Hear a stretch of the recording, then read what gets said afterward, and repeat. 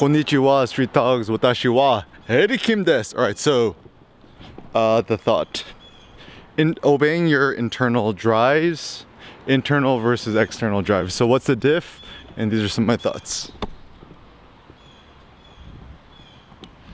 So first and foremost, what's the difference between an internal drive versus an external drive? The general gist is an external drive is when somebody like kind of spurs you or hits you with electric cattle prod or a whip and is like, mush, do this for me. So I think 99% of modern society is kind of in this mode. So for example, if you wake up and the first thing you do is check your inbox, that's the external drive. If the first thing you do, you check your social media feeds or watch the news or listen to a podcast, that's an external drive. I think the best internal drive is probably when you wake up, take a cold shower, have a cup of coffee, maybe just walk around the block, and then just allow whatever random thoughts percolate in your mind to come to you. This seems like a more interesting internal drive. And like even kids, right? Like, let's assume that you don't give kids a bunch of video games or an iPad or anything like that. Then what do kids naturally want to do without being spurred on by others? They typically like to play. They like to interact with others. They like to share their thoughts.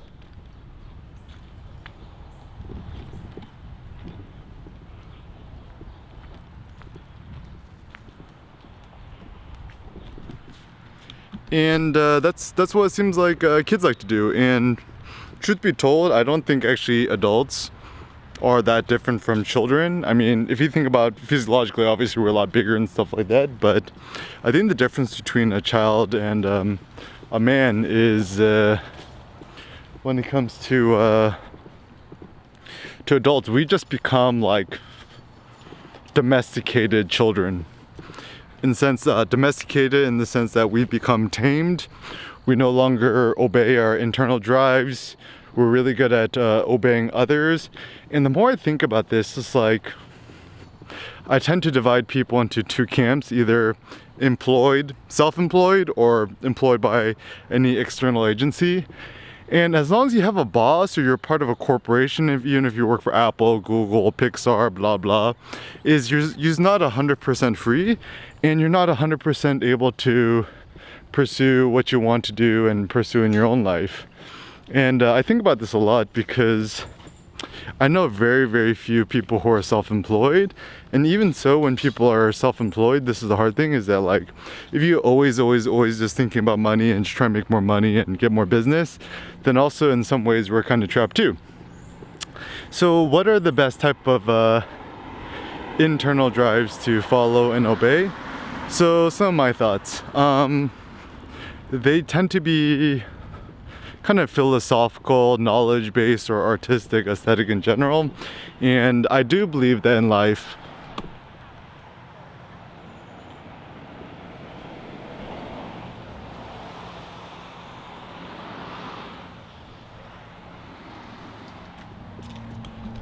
perhaps my great self-appointed mission in life is to perhaps like promote and encourage others to think more independently, to encourage others to be more dope. And I don't really concern myself too much with like my personal life in terms of like my personal preferences, and because at the end of the day I'm gonna die, dust to dust, ash to ashes, whatever.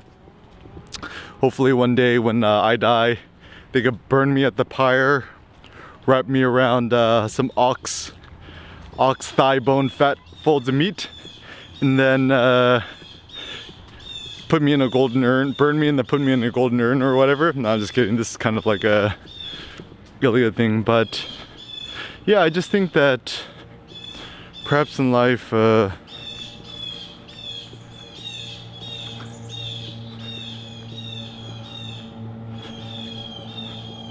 it seems like the best thing in life is just follow and obey your internal drives. And it seems like our internal drives are actually quite intelligent. Like, for example, if you really need to hustle super hard to make money, you probably really need the money. But then if you don't really have a strong urge to make more money, perhaps you don't really need the money. And so, you know, trusting your gut, trusting your instincts, trusting your personal intuition seems like the wisest thing to do. And this is actually even one thing I've discovered for myself is best to follow your own personal intuition, your own gut, and make a critically bad error rather than follow rationality and what sounds or seems right, and then, you know, somewhere down the line you're either going to feel resentful or angry or upset and stuff like that. And so once again, when it comes to your irrational desires, needs, wants, thoughts, emotions, whatever it may be, there is no logic to it. And who is to say that logic is superior to unbridled, unbridled emotions? So trust your emotions, trust your gut instincts, and let your internal drives lead you.